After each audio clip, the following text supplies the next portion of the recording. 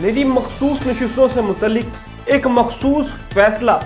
एक मखसूस जमात के लिए दर्द सर बना हुआ। आज फिर से इलेक्शन कमीशन ने एक दरख्वास्त लिखी है, लेकिन आज की इस वीडियो में हम आपको बताएंगे शुरू से लेकर आखिर तक कि आखिर ये मामला है क्या, और आखिर इस मामले में गड़बड़ हो कहाँ रही है, और आखिर इस मामले का हल क्या है। तो वीडियो को आखिर तक जरूर देखिएगा ताकि आप तक इंफॉर्मेशन मुकम्मल पहुंच सके। और अगर अभी तक आपने हमारा यूट्यूब चैनल सब्सक्राइब नहीं किया तो यूट्यूब चैनल को सब्सक्राइब करिए। दरअसल ये कहानी है 8 फरवरी से पहले की, जब इलेक्शन कमीशन ने पाकिस्तान तहरीक इंसाफ का वजूद सिर्फ इस वजह से खत्म कर दिया कि पाकिस्तान तहरीक इंसाफ में इंट्रा पार्टी इलेक्शन नहीं हुए। इंट्रा पार्टी इलेक्शन अगर मैं लेमैन की जुबान में कहूँ तो वो इंतखाबात जो पार्टी के अंदर होते हैं। मिसाल के तौर पर अगर पाकिस्तान तहरीक इंसाफ है और इसका चेयरमैन इमरान खान को मुंतखब होना है तो साल में एक इलेक्शन ऐसे जरूर करवाने होंगे, जिसके बाद जो उम्मीदवार हैं चेयरमैन के वो अपने कागजात नामजदगी जो है वो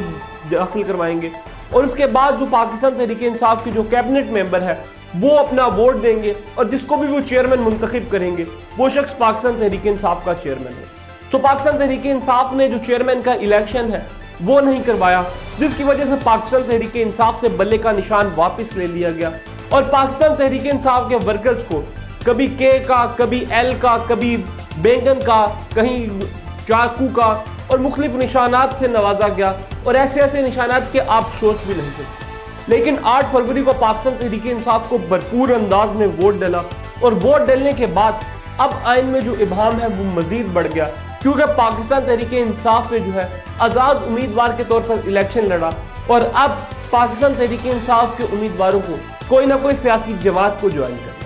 तो पाकिस्तान तहरीक इंसाफ ने बड़ी तादाद में नशिस्तें हासिल की, और पाकिस्तान तहरीक इंसाफ जो कि अब आज़ाद उम्मीदवार के तौर पर रिकॉग्नाइज हो रही थी, उन्होंने जब अपनी वफादारियों की बारी आई तो उन्होंने सुन्नी इत्तेहाद काउंसिल को अपनी जमात के तौर पर चुना। सुन्नी इत्तेहाद काउंसिल को जब जमात के तौर पर चुना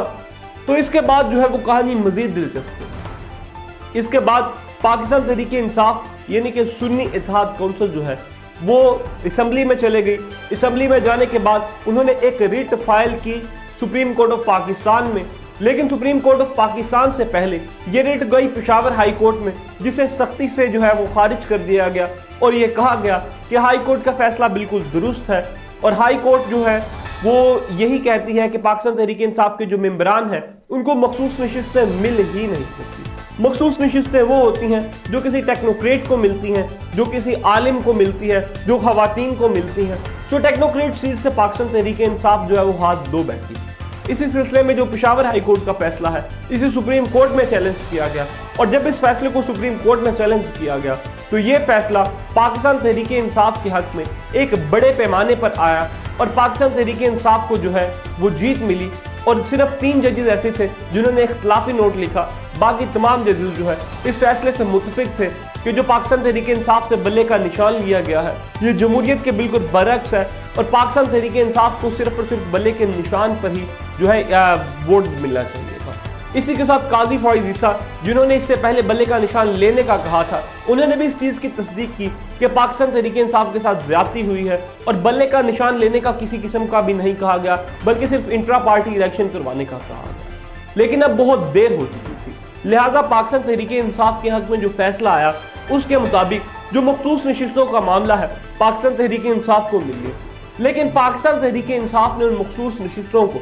गलत तरीके से इस्तेमाल करना था, और पाकिस्तान तहरीक इंसाफ जो है वो अक्सरियत में आ जाती, अदम एतमाद भी आ सकती थी। लेकिन सबसे बड़ा जो नुकसान था वो पीडीएम की जमातों को ये था कि वो अपनी अक्सरियत खो देती, और 2/3 अक्सरियत शायद खो देती। सो इसी सिलसिले में पाकिस्तान तहरीक इंसाफ के लोगों को डराया गया, धमकाया गया, आईनी तरमीम लाने की कोशिश की, लेकिन तमाम चीज़ें नाकाम हुई। पाकिस्तान तहरीक इंसाफ के लिए इलेक्शन कमीशन ने मुख्तलिफ दरख्वास्तें दी, वो भी बेसूद थी। सो इलेक्शन कमीशन ने अब की बार एक नया खेल खेला है, और इलेक्शन कमीशन ने एक दरख्वास्त दी है जिसमें कहा गया है